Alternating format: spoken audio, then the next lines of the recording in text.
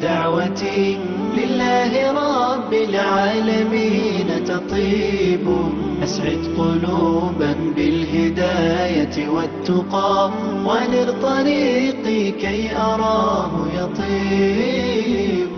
أسعد قلوبا بالهداية بسم الله الرحمن الرحيم. الحمد لله رب العالمين، والصلاة والسلام على أشرف الأنبياء والمرسلين نبينا محمد وعلى آله وصحبه أجمعين. Chers frères, chères sœurs, assalamu alaikum wa rahmatullahi wa barakatuh, et bienvenue à tous et à toutes dans la continuité de nos cours où nous nous sommes arrêtés au dernier cours à l'énumération de certains bénéfices tirés du noble hadith du prophète alayhi salatu wassalam, que Allah subhanahu wa ta'ala est bon et n'accepte que ce qui est bon, et le fait que les croyants ont des ordres dont ils doivent se soumettre, tout comme les messagers. Ils reçoivent des ordres. Et cela est prouvé par la parole d'Allah subhanahu wa ta'ala: Ya ayyuhar rusulu kulu min at-tayyibat wa'malu salihan inni bima ta'maluna alim. Ô messagers, mangez de ce qui est permis et agréable et faites du bien, car je sais parfaitement ce que je vous faites. Donc les messagers, ils reçoivent des ordres, tout comme les croyants. Allah subhanahu wa ta'ala, il dit: Ya ayyuhal ladhina amanu kulu min tayyibati ma razaqnakum. Ô les croyants, mangez des nourritures licites que nous vous avons attribuées. Mais le fait de reconnaître que les messagers sont les plus parfaits des serviteurs en termes d'adoration. Ce sont les plus parfaits des serviteurs en termes d'adoration. Et leur reconnaissance de cela envers leur Seigneur, subhanahu wa ta'ala. Ils sont les plus reconnaissants et les plus parfaits dans l'accomplissement des adorations. Et ça, c'est un immense bénéfice. Regardez la situation des messagers. Et regardez notre situation. Certains parmi nous qui peuvent être négligents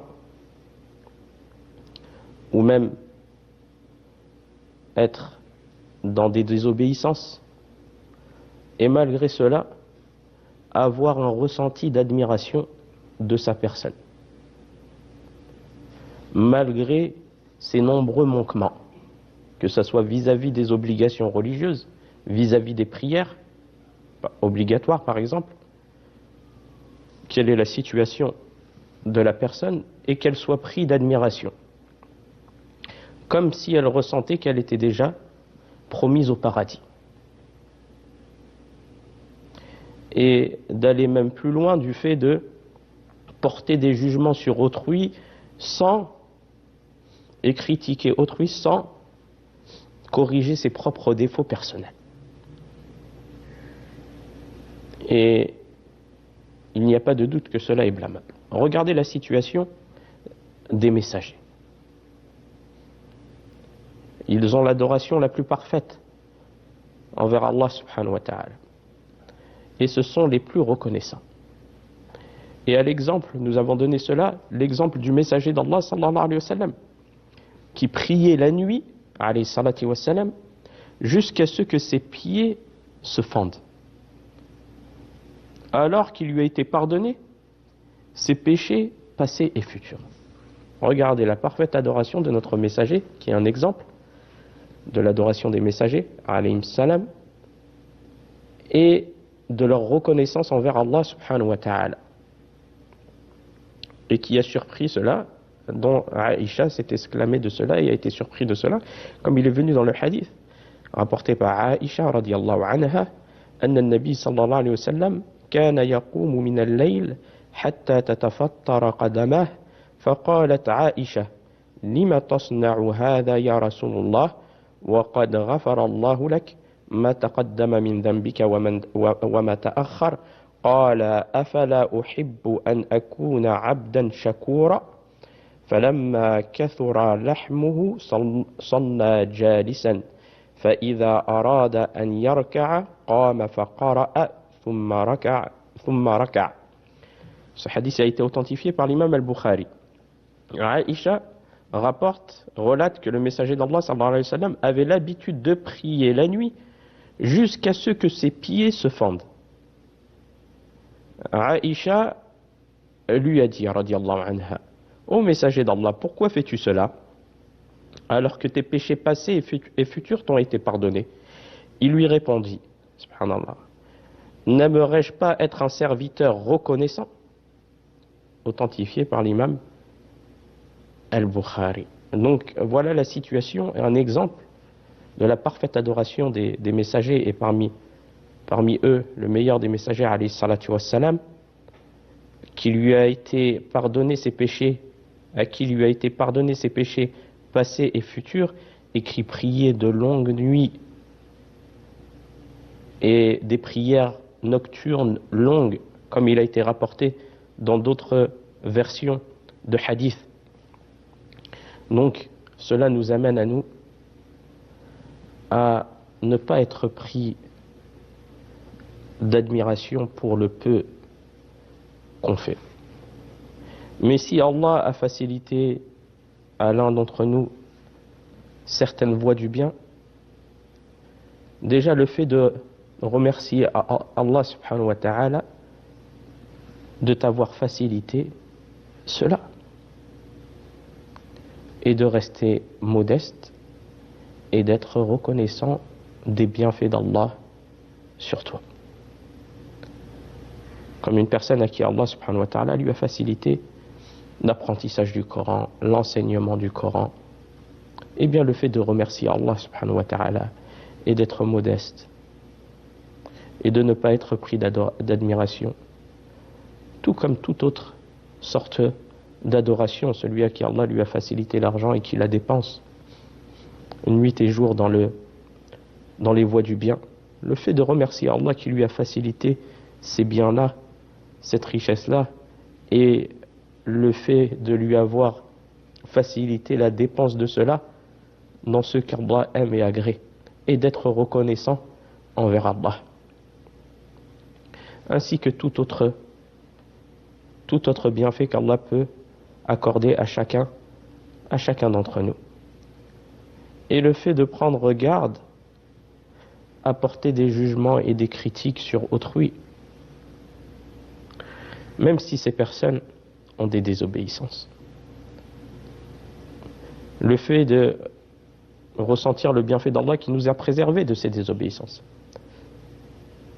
Mais d'avoir envie du changement et que la personne qui est tombée dans ses péchés, dans ses désobéissances ou dans ses erreurs, avoir pour lui l'envie du bien et de la venue, et qu'il revienne à la vérité et à la droiture et à l'adoration d'Allah. C'est ça que la personne elle doit avoir dans son cœur, cette envie-là. Pour les gens qui ont été éprouvés par diverses désobéissances ou diverses erreurs. Mais le fait de propager cela aux gens, cela n'apporte aucun bénéfice. Ou le fait de se moquer de la personne, ou le fait de porter un jugement rapide sur la personne, elle doit prendre garde à cela. Et à la porte du conseil qui est demandé. On est invoqué pour ton frère en islam qui est tombé dans cela, le conseiller, patienter avec lui dans le bon conseil, afin qu'il revienne et qu'il goûte au bienfait de l'adoration d'Allah subhanahu wa ta'ala, ou qu'il revienne sur certaines erreurs commises, Mais le fait de prendre garde à porter des jugements rapides, comme nous avons cité un hadith qui met en garde à cela, du prophète alayhi salatu wassalam, anna rajulan qala wallahi la yaghfiru Allahu li fulan wa inna Allah ta'ala qala man dha alladhi yata'alla alayya an la aghfira li fulan fa inni qad ghafartu li fulan wa ahbattu amalak ou kama qala. Ce hadith a été authentifié par l'imam Muslim. Le prophète alayhi salatu wassalam a dit un jour, un homme dit par Allah, Allah ne pardonnera jamais à un tel. Allah dit alors, qui est donc celui qui jure en mon nom et prétend que je ne pardonnerai jamais à un tel? Certes, je lui ai pardonné et j'ai annulé tes œuvres. Et dans le hadith d'Abu Huraira, radiyallahu anhu, il est dit que l'homme en question était un dévot. Il a prononcé une parole, dit Abu Huraira, qui a ruiné sa vie sur terre et sa vie future. Donc cela amène à prendre garde au fait de porter des jugements rapides, comme cela est beaucoup fait. Mais le fait de ne pas se précipiter dans chaque chose qui peut se produire, la personne, elle doit aller de manière non précipitée, que ce soit dans les jugements portés sur autres, ou même dans les informations qui te viennent, le fait de les vérifier et de s'en assurer. Car beaucoup de problèmes se sont accentués du fait de la non-analyse des informations qui viennent, si elles sont vraiment réelles et sûres, et porter des jugements rapides sur ces informations venues. Or que peut-être que beaucoup d'entre elles sont mensongères.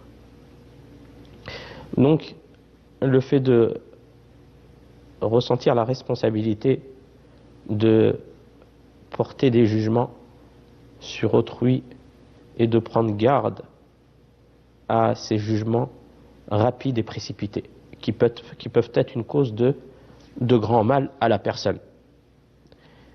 Et nous avons pu voir aussi qu'on peut réfuter l'égarement de certaines sectes qui prétendent, après avoir atteint le degré d'allié d'Allah subhanahu wa ta'ala, ils ne sont plus soumis aux ordres ni aux interdits d'Allah. Et cela est un égarement évident, car on voit la situation de notre prophète alayhi salatu wassalam. Ses péchés passés, ses péchés futurs lui ont été pardonnés, et regardez la reconnaissance qu'il avait envers son Seigneur et les longues prières qu'il priait, et ils étaient les messagers les plus parfaits dans l'adoration d'Allah et soumis à Allah subhanahu wa ta'ala. Donc comment cette personne se voit-elle affranchie des obligations d'Allah après, en prenant comme prétexte le fait qu'elle a atteint le degré d'allié d'Allah Azza wa Jal. Et il n'y a aucun doute que cela est égarement. Car le fait que la personne atteigne le degré d'allié d'Allah, elle n'est pas affranchie des obligations et cela ne lui permet pas de transgresser les interdits. Mais au contraire, elle doit fournir encore plus d'efforts et persévérer dans ce qu'elle est comme adoration. Et c'est pour cela que, malgré la perfection de la foi des messagers, il leur a tout de même ordonné, Allah subhanahu wa ta'ala leur a ordonné d'œuvrer pieusement. Donc, on voit que les messagers, tout comme les croyants, reçoivent des ordres et ils doivent être soumis aux ordres d'Allah subhanahu wa ta'ala et délaisser ses interdits. Et le fait de ressentir l'importance de la foi dans la vie du croyant. Quand la foi de la personne elle augmente, plus elle sera amenée à être soumise aux ordres d'Allah subhanahu wa ta'ala et à ne pas transgresser ses interdits. À différent de la foi, quand la foi elle baisse, c'est une cause que la personne franchisse les limites, transgresse les interdits d'Allah subhanahu wa ta'ala. Et même cette foi-là qui baisse peut amener la personne à des choses très graves. La foi peut baisser jusqu'à ce que peut-être la personne, de cette cause-là, perde sa religion. Donc la personne doit prendre soin et préserver cette foi religieuse qui est la chose la plus importante pour le croyant dans cette vie d'ici-bas. Et nous avons aussi le fait que la personne, elle doit se nourrir et elle doit manger du licite et des biens qu'Allah lui a octroyés et qui lui a rendus licites. Comme Allah subhanahu wa ta'ala, il dit وَيُحِلُّ لَهُمُ الطَّيِّبَاتِ وَيُحَرِّمُ عَلَيْهِمُ الْخَبَائِثِ, leur rend licite les bonnes choses et leur interdit les mauvaises. Ce qu'Allah subhanahu wa ta'ala il a rendu licite, eh bien la personne elle doit les consommer, elle doit s'en nourrir, elle doit se divertir dans ce qui est licite et ce qui est permis. Et ceci réplique celui qui prétend l'ascèse, yani az-zuhd, celui qui prétend az-zuhd en délaissant ce qu'Allah subhanahu wa ta'ala a autorisé. Et cela est erroné, car cela ne fait pas partie de délaisser les choses qu'Allah subhanahu wa ta'ala nous a permises, les choses bonnes qu'il nous a permises, sans aucune raison.